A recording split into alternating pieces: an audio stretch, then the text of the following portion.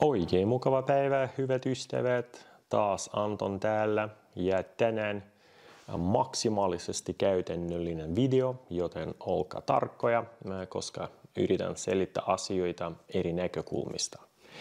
Tänään haluaisin puhua nimenomaan käytännöllisistä esimerkkeistä tekoälyn käytöstä nimenomaan pienyrityksien näkökulmasta ja pienyrittäjien myös näkökulmasta.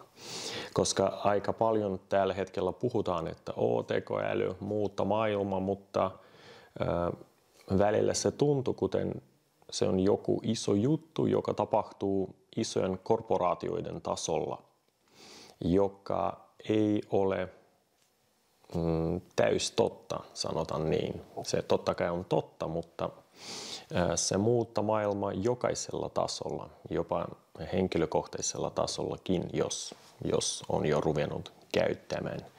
Ja mitä minä tarkoitan? Koska nykyään tekoäly, tai se mitä me sanotaan tällä hetkellä tekoälyksi, se ei totta kai täysi tekoäly, vain neuroverkkoja. Se on kuten joku artefakti avaruudesta. Jopa sen kehittäjät eivät täysin ymmärrä, miten se pystyy ja miten se toimii, koska nykyään niin sanottu foundation models, siellä on yli triljoona parametria, muutama miljardia tai triljoona jopa parametria, ja suurin osa näitä parametria niin sanottu hidden layers, joten ei voi edes tutkia tehokkaasti, joten jopa neuroverkkojen kehittäjät eivät ymmärrä täysin, mitä siellä tapahtuu. Ja meidänkin pitäisi suhtautua samalla tavalla, koska se on joku kiva juttu avaruudesta, ja me tutkitaan, miten se vielä pystyy. Aha, se pystyy tätä ja tota, kiva, ja sitä. Ja millä tavalla se voi olla hyödyllinen meille. Eli kuten esimerkiksi kouluissa tai yliopistoissa meitä on opetettu aika paljon, miten me tehdään tehtäviä. Jokaisella on oma tehtävä tai työtehtävä. Ja nykyään enemmän ja enemmän tehtäviä pystyy tehdä tai suorittaa meidän puolesta nimenomaan se tekoälypalvelut. Ja meidän tärkein tehtävä nykyään, ja tulee olemaan vain lisää jokaisella tasolla, kuten olen sanonut alussa, meidän tärkein tehtävä on miettiä, ei miten me tehdään tietty asia, vaan mitä me tehdään. Mihin se sopii meidän bisnesprosessiin. Eli meillä on paljon tärkeämpi tehtävä, koska ei enää tarvitse murehtia, mitä tehdä tai miten saisi tehtävä tehty, vaan niin kuin, miksi me tehdään sitä tehtävää. Onko se edes meille hyödyllinen? Pitäisikö edes sitä tehdä? Tai missä nimenomaan sen tehtävän paikka meidän bisnesprosessissa. Ja meidän jokaisen elämässä, sekä yksityiselämässä että liiketoiminnan elämässä, työelämässä, on jotain prosesseja, jotka me voimme optimoida. Jopa jos me puhumme vaikkapa sähköpostioptimoinnista. Meillä jokaisella on sähköposti. Sekä työsähköposti että henkilökohtainen sähköposti. Ja vain sähköpostin järjestämisellä me voimme säästää helposti vähintään puoli tuntia tai jopa reilusti tunti, jos työposti otetaan mukaan. Tunti aikaa vuorokaudessa. Mutta joku voi sanoa, että okei, tunti, mitä se antaa minulle. Mutta mieti vaan, tunti aika vuorokaudessa. Tunti aika vuorokaudessa enemmän tehdä jotain tärkeää, vaikka joku tärkeä työtä, tai vaikka levätä, tai tunti vuorokaudessa enemmän nukkumista, lepoa, perheen kanssa aika 1 tunti enemmän päivässä, 7 tuntia enemmän viikossa ja mieti kuinka paljon vuodessa. Ja vaikkapa se on vain perushyöty, mutta jos me katsotaan kaikki koko liiketoiminnan läpi näitä pieniä juttuja, mitä voi tehdä tehokkaampi tekoälyn avulla, niitä löytyy monta minuuttia päivässä. Ja vuodessa se on hirveä määrä lisää aikaa itselle, lisää aikaa elämään.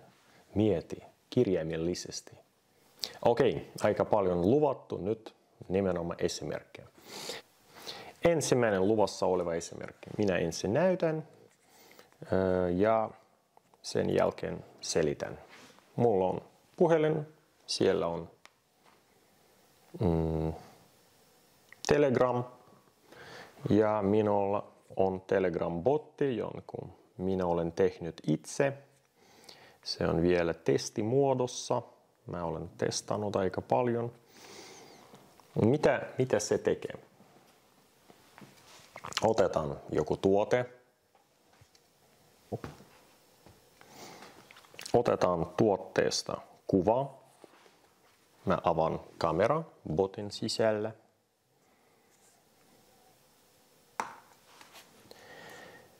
Ihan sama millä taustalla.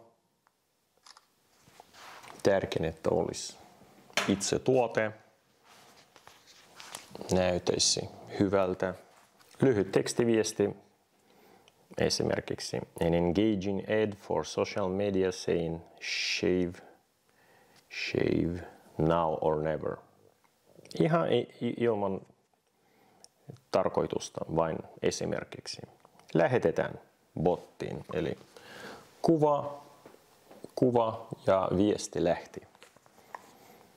Ja heti olen saanut viestit request vastaanotettu. Ja minä olen auennut myös tietokoneella, joten olisi helpompi seurata. Ja mitä pitäisi tapahtua?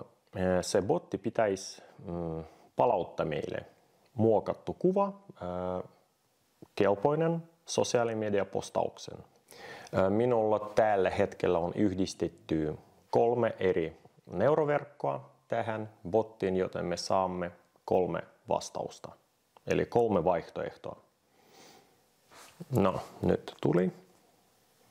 Minulla on itse asiassa yhdistetty kaikki tietokoneelle, joten mä voin avata tietokoneella.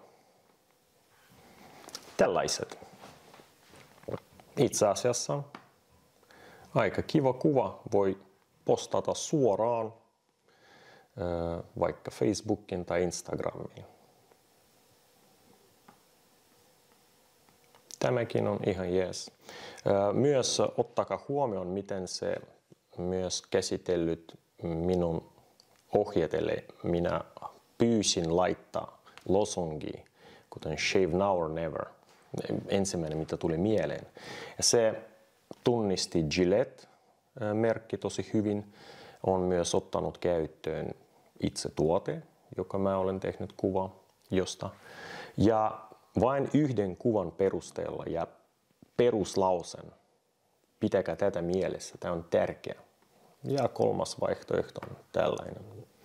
Tämä on ehkä, no ainakin siellä jopa on joku idea, ei vain turha kuva, nimenomaan joku ideakin keksitty. Me voimme animoida näitä, niin itse asiassa miksei heti. Mitä me voimme, no otetaan vain se pullo, on ehkä helpompi animoida. Ja eli me lähetetään tätä kuvaa saman bottiin vielä kerran, mutta tällä kertaa kirjoitetaan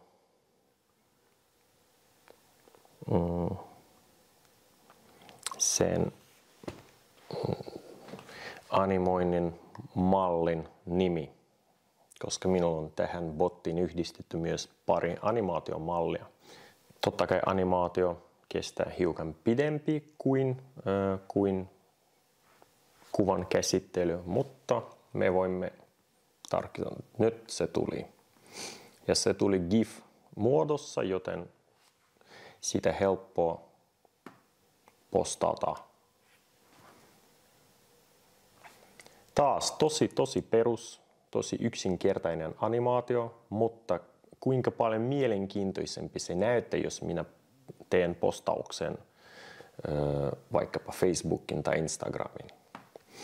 Eli tällaisella tavalla se toimii. Ja vielä kerta meidän alkuperäinen kuva, sitten 3 vaihtoehtoa ja animaatio. Mulla tähän bottiin yhdistetty muitakin malleja, esimerkiksi Googlen BO3-malli, joka on lähes kaikin suosittu tällä hetkellä, mutta se toimii aika hyvin ihmisien kanssa, mutta tuotteiden parissa minä tykkään enemmän kuitenkin joko Ven 2,5 tai Kling on aika hyvä, myös erittäin hyvä tuotteiden kanssa. Anyway, mitä on idea tämän botin takana? Joku voi sanoa, mitä tässä on ihmeellistä.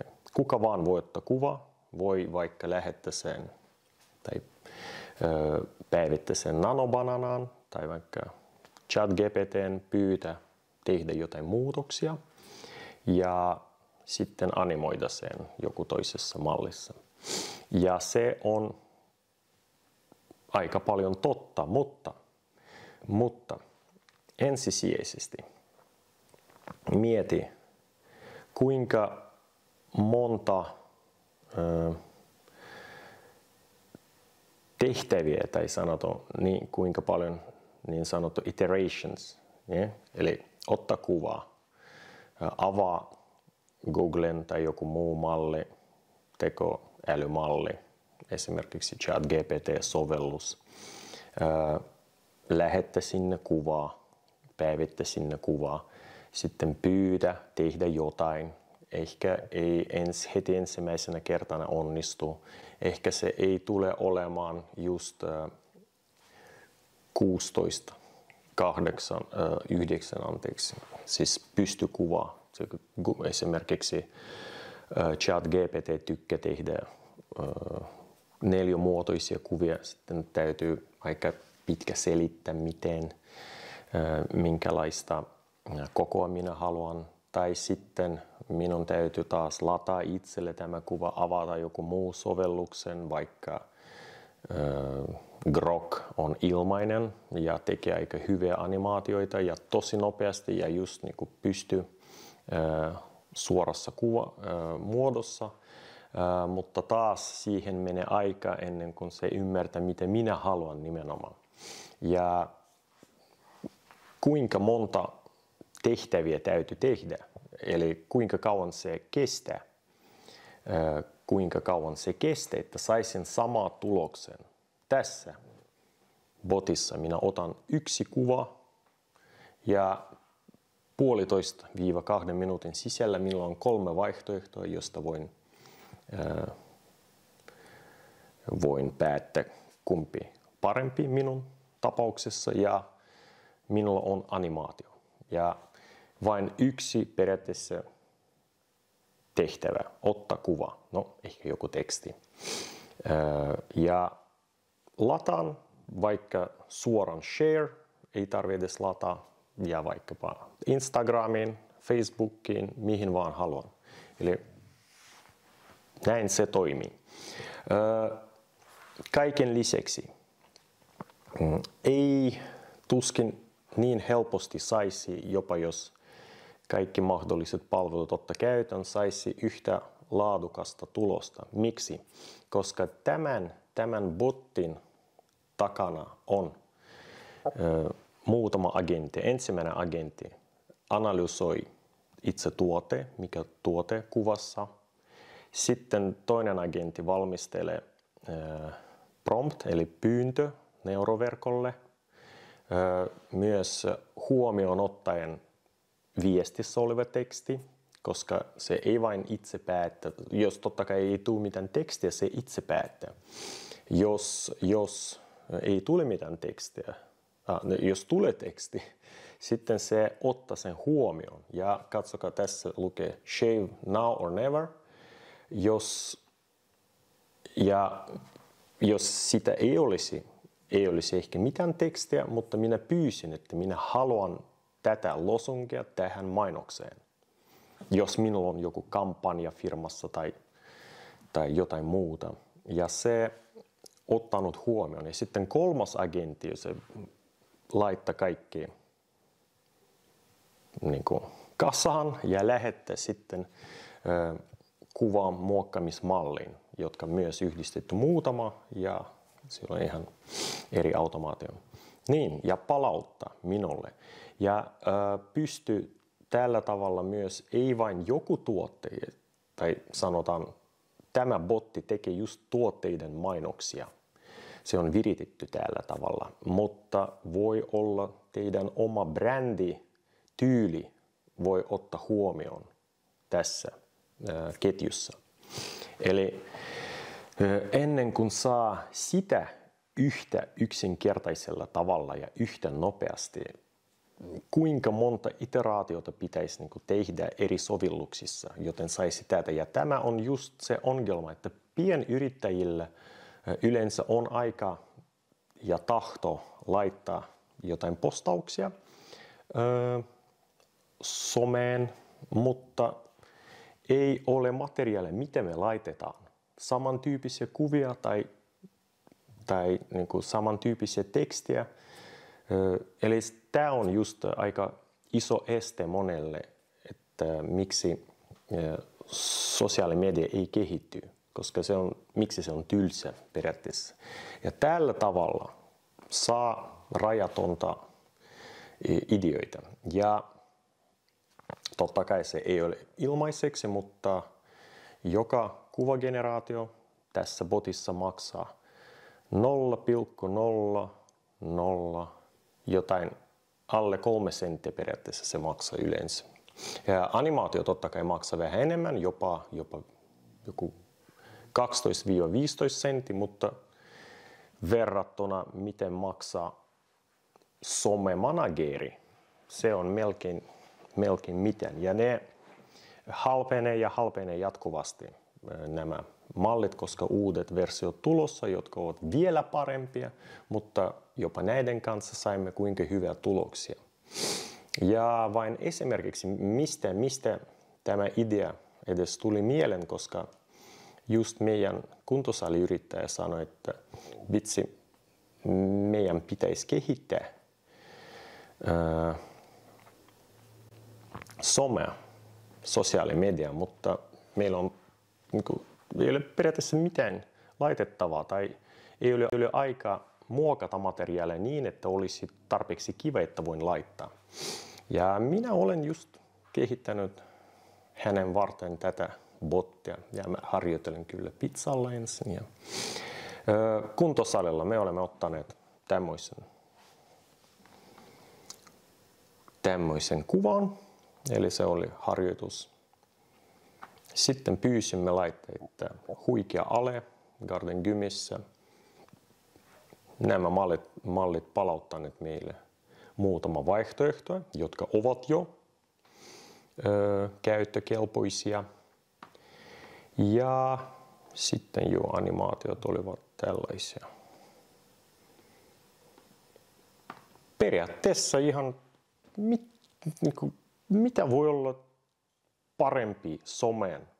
Mä en ole varma, että heidän sen teho urheilu, proteiinipuuron sosiaalisessa mediassa on yhtä hyvä kuva. Niin, ja jopa äänen kanssa tällainen kuva. Ja kuten näette, teksti on edelleen olemassa ja näyttää hyvältä. Tai sitten mitä meillä on ollut kokeiltu mielenkiintoista. ottanut vain kuva laitteesta, että cycling, viikko, vaihtoehdoksi pari kuvaa, aika samannäköisiä, ja animaatio. No miksei? Koska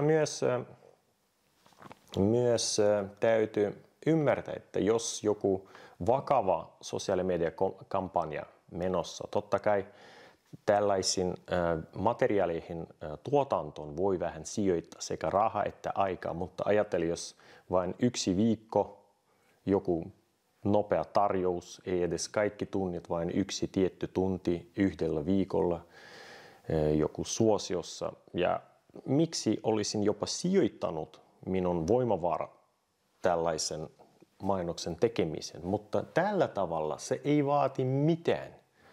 1 kuva, perusteksti, totta kai voi olla monimutkainen teksti, jos on joku huikea idea, mutta jo perustekstillä minä saan tällaisen mainoksen oman sosiaalimedian. Ja mieti vaan, kuinka paljon mielenkiintoisempi kaikki asiat voisivat olla. Samasta automaatiosta, no totta kai on erilaisia muitakin kuvia. Tai muu esimerkki samantyyppisestä botista, eli kuvittele kiinteistön välittäjä pääsee asuntoon, esimerkiksi potentiaalisesti vuokra-asunto tai vaikkapa myyntiä varten asunto, ja ottaa vain kuvia huoneistosta eri paikoista. Ja myös välillä ei kaikki asunnot ihan myyntikunnossa, mutta kuvia silti pitäisi ottaa. Ja myös totta kai näitä kuvia voi käsitellä myöhemmin, mutta jos minä haluaisin heti laittaa jotain kuvia vaikkapa sosiaalimediaan, sama periaate, myös muutama neuroverkkoa takana, muutama agenttia. Minä harjoittelen omassa keittiössä. Mitä minä tarkoitan? Taas avataan kuva. Eli tämä on keittiö tahalla, ei ole hoidettu tai ainakin sekasotku. Botti vastaanottaa tätä kuvaa ja palauttaa takaisin kauniisti laitettu interior keittiö. Myös muutama malli ja toiset tekee parempi, toiset vähän heikompi, mutta on minulla mahdollisuus päättää, kumpi minä haluan. Myös mä yritin koulussa harjoitella, se on vanha koulu. Jos tämmöinen sekasotku malli on ehdottanut, tämmöinen. Minun mielestä ihan asiallinen kuva, eikö niin? Eikä mitään myös tärkeää, ei ole valhetta tässä. Se ei ole tekee kaikki huoneistot hienommaksi tai parempi kuin ne on. Se vain järjestää tavaroita. Se on tosi tärkeää, koska emme halua, että kuvissa näyttää toisella ja sitten asiakkaat tulee ja siellä on ihan eri juttu. Niin, ja myös vain mieti, kuinka paljon aikaa menisi, jos tätä käsittelyä vaikka tekoäly työkalujen avulla, mutta silti jos minä olisin itse tai joku muu ensin yhdistänyt tietokone sitten puhelimelta tietokoneeseen tai vaikkapa suoraan puhelimelta joku sovelluksen, taas sovellukselle pitäisi selittää, mitä minä haluan, se ei ymmärrä tai toinen kerta se ymmärrä, toinen ei. Ja täällä kaikki viritetty nimenomaan sinun tarpeisiin mukaan. Ja miksi Telegram-bot? Koska Telegram mahdollista tehdä botteja ihan parissa klikissä. Tosi kätevät, yhdistä mitä vaan automaatiota tähän mahdollista ja myös sinulle tai kenelle muulle ei tarvitse lataa lisää ja lisää sovelluksia, vaan yksi sovellus, Telegram, ja siinä on oma botti. Ei ole pakko muuten Telegramia käyttää, vain tätä varten. Ja jos teillä on työntekijöitä, siinä vain jaat tätä bottia työntekijöille ja hekin käyttävät sitä. Ei tarvitse mitään lisää sovelluksia, lisää ohjelmistoa, mitään. Ja näitä botteja voi tehdä vaikka eri tehtävän varten. Ja ne ovat kaikki samassa paikassa. Ja vielä yksi esimerkki tästä bottiperiaatteesta on vielä yksi kaveri. Niin minulla on paljon kavereita ja minä teen heille. No se on hyvä mahdollisuus nimenomaan harjoitella ja mitä tarpeita oikeilla ihmisillä on, oikeilla pienyrittäjillä on. Se, mistä me olemme aloittaneet tätä keskustelua, että miten niin kuin pienissä asioissa voi hyötyä. Kaveri, joka tekee tilosuunnittelua ja hänellä on aina vaikeuksia laatoituksen kanssa, eli miten tehdä suunnittelu laattojen kanssa, koska siellä on tietokoneella aika hankala työtä ja vie paljon aikaa ja ennen kuin asiakkaalle pystyy näyttämään jotain. Täällä omassa pikkuvessassa harjoittelin, eli taas kuva, joku Skandinavian laatoitus, ole hyvä vaihtoehto. Tai vaikkapa myös mikä on vahvuus, koska hän voi ottaa kuva, miten yleensä menee. Sä otat kuvia tilasta, sitten menet, jos sinä olet suunnittelija, menet kotiin, teet jotain työtä ja lähetät asiakkaille niin kuin, esimerkkejä, mitä voi olla, jotkut designit. Ja sitten asiakas sanoo kyllä vai ei, tai hän on jo unohtunut, että ei enää kiinnostaa hänellä, koska se on myös välillä impulsiivinen osto. Ja täällä ensisijaisesti muutenkin tehtävä helpottuu, mutta saman aikaan ajattele, sinä tulet asiakkaan tilaan ja otat pari kuvia ja heti näytät hänelle, mitä mahdollisesti voi olla. Sen jälkeen teidän yhteistyö syntyy. Sen jälkeen voi tapahtua kuinka monta muutosta vielä, mutta teidän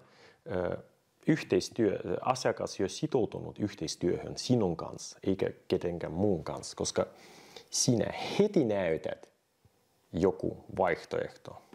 Taas tällainen ja laatoitusta tai